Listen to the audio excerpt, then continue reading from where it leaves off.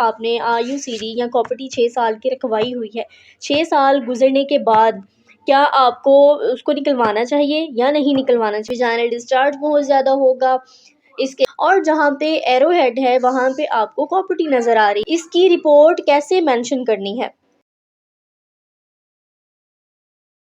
बिस्मिल्लाहिर्रहमानिर्रहीम, अस्सलामुअलैकुम, welcome back to radiology vibes. This is Rimsha Sadiq. आज हम जो टॉपिक डिस्कस करने जा रहे हैं वो है intrauterine contraceptive devices, IUCD. IUCD क्या होता है और आईयूसीडी की कॉम्प्लिकेशंस क्या हैं? आप जो हमल रोकने के लिए, अपने प्रेगनेंसी को प्रिवेंट करने के लिए जो डिवाइस यूज़ करते हैं उसको हम क्या कहते हैं? आईयूसीडी। अब आईयूसीडी के बेनिफिट्स और इसके डिसएडवांटेजेस हम आज डिस्कस करेंगे, और अगर ये अपनी जगह से हिल जाए तो क्या कॉन्सिक्वेंसेस होते हैं, क्या कॉम्प्लिकेशंस होती हैं, ये हम डिस्कस करते हैं।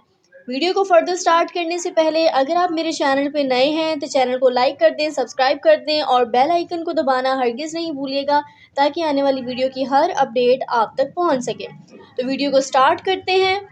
तो आईयूसीडी क्या है? आईयूसीडी बेसिकली एक डिवाइस है जो कि आपको प्रेगनेंसी प्रिवेंट करने में हेल्प आउट करती है, प्रेगनेंसी को रोकने में हेल्प आउट करती है।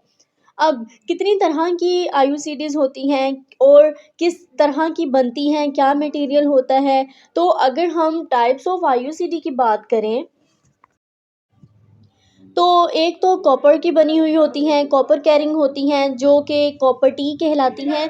मोस्टली जो हम आईयूसीडी का नाम लेते हैं वो कॉपर टी होती है।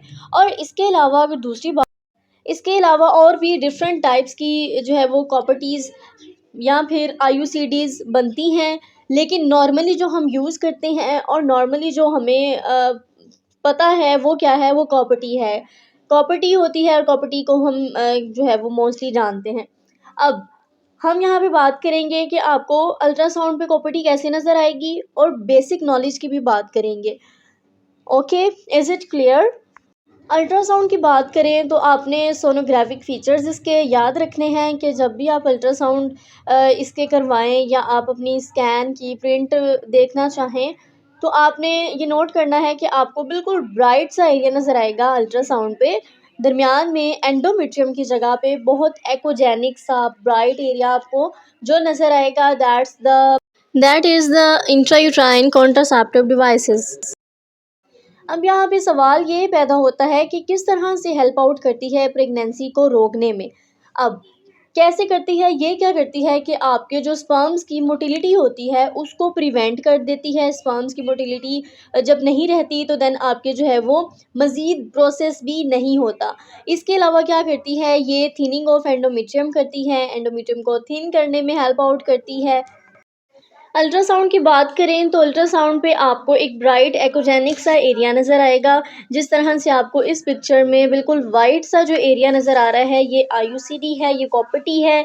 अब कॉम्प्लिकेशंस क्या क्या हो सकती हैं? कॉम्प्लिकेशंस की बात करें, अगर ये अच्छे तरीके से आपके बॉडी में इंसर्ट नहीं हुई या फिर अच्छे तरीके से इसको पोजीशन नहीं किया गया तो इसके क्या कॉन्सिक्वेंसेस हैं? तो देखें, इसके कॉन्सिक्वेंसेस ये हैं कि पेशेंट को जो है वो एबनॉर्मल यूट्राइन ब्लीडिंग होगी, पेशेंट को बहुत ज़्यादा जो है वो हैवी किस्म की ब्लीडिंग होगी। इसके अलावा समटाइम्स ऐसा भी होता है कि ड्यूरिंग इसके आईयूसीडी के दौरान ही जो है ना प्रेगनेंसी हो जाती है।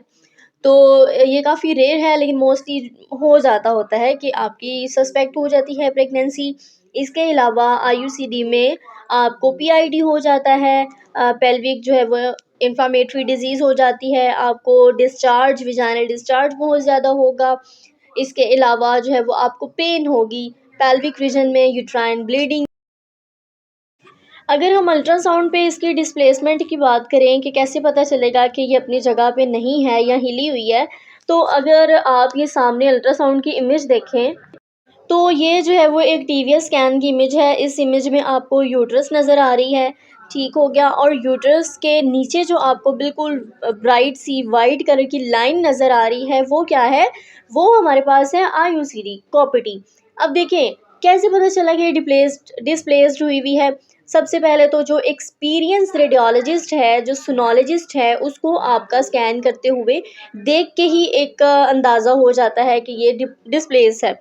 और इस इमेज में तो बहुत ही क्लियरली आपको नज़र आ रहा है कि एंडोमेट्रियम, थिकेंड एंडोमेट्रियम आपको नज़र आ रही है, जिसके ऊपर ई लिखा हुआ है, मेंशन किया हुआ है, और जहाँ पे एरो हेड है वहाँ पे आपको कॉपर्टी नज़र आ रही है।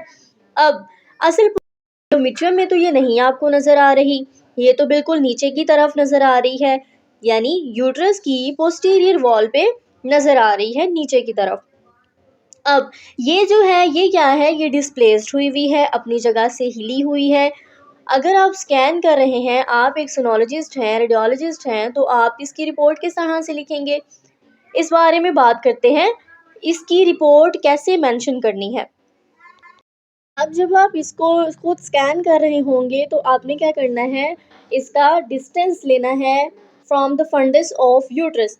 आप यूट्रस की फंडस से इसका डिस्टेंस मेयर करेंगे और देन आप बताएंगे कि ये कितने centimetre away from the fundus है, और ये सेंट्रली प्लेस्ड है या फिर इसके जो है वो लूप्स बने हुए हैं।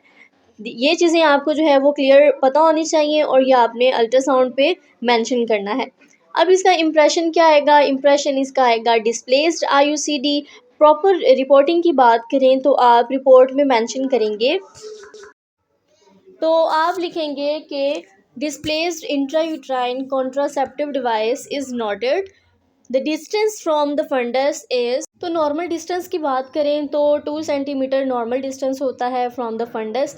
अगर 2 सेंटीमीटर से ज़्यादा का डिस्टेंस आ रहा है तो डिस्प्लेस्ड आईयूसीडी होगी।